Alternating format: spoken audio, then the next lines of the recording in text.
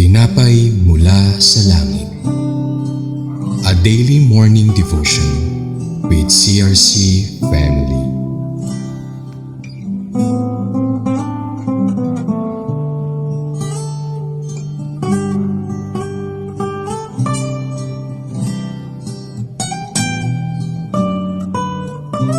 Isang mapagpalang umaga po sa ating lahat. Ako nga pala si Jera Tiozon Ligutan from CRC Cabuyao. Samahan niyo po kami sa ating programang Tinapay mula sa Langit, ang pang-araw-araw nating devosyon sa salita ng Diyos. Ngayong umaga ay matutunghayan natin ang Leviticus chapter 20 verses 1 to 5, the Moloch worship. Ngunit bago po tayo magpatuloy, tayo'y dumako sa maikling panalangin. Panginoon, na makapangyarihan sa lahat, maraming salamat sa isang panibagong mapagpalang araw at umaga at isang mapagsiglang kalakasan sa bawat isa. Ngayong araw na ito ay matutunghayan ng bawat isa ang isang magandang salita na nagmula sa iyo. Naway ang bawat isa na makakarinig ng salitang ito ay maisip puso na ikaw lamang o Diyos at wala ng iba. Gabayan niyo po kami at hinihiling ko po ang Holy Spirit upang maging aktibo ang bawat isa sa pakikinig. In Jesus' name we pray.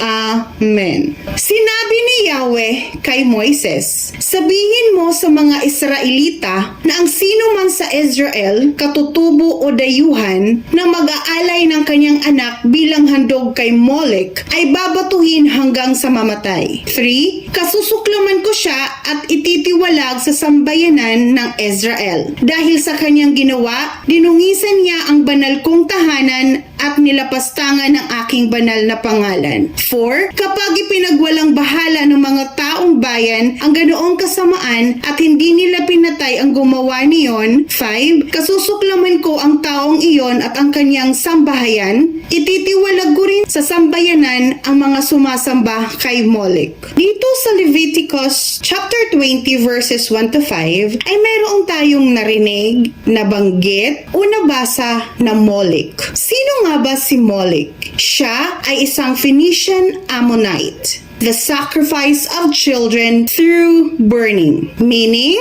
isa siyang false God. Mahigpit ay pinagbabawal ng ating Diyos ang pagsamba sa mga Diyos-Diyosan dahil nakasaad ito sa 10 utos ng Diyos sa Exodus 20. Huwag kang sasamba sa mga Diyos-Diyosan. Do not worship false gods. Dahil ang ating Panginoong Diyos ay unrivaled. Ibig sabihin, walang karibal o nothing can compare to Him. O there is no more like Him. Kaya dapat wala tayong ibang pinupuri o sinasamba kundi siya lamang sa ating mga puso. Dahil nakasaad sa verse 3, kasusuklaman ko siya at ititiwalag sa sambayanan ng Israel. Dahil sa kanyang ginawa, dinungisan niya ang banal kong tahanan at nilapastangan ng aking banal na pangalan. Ito ay pinapaalala sa atin that we should have holiness in our worship, holiness in our faith, that we have purified faith to our dear God. Kaya nga,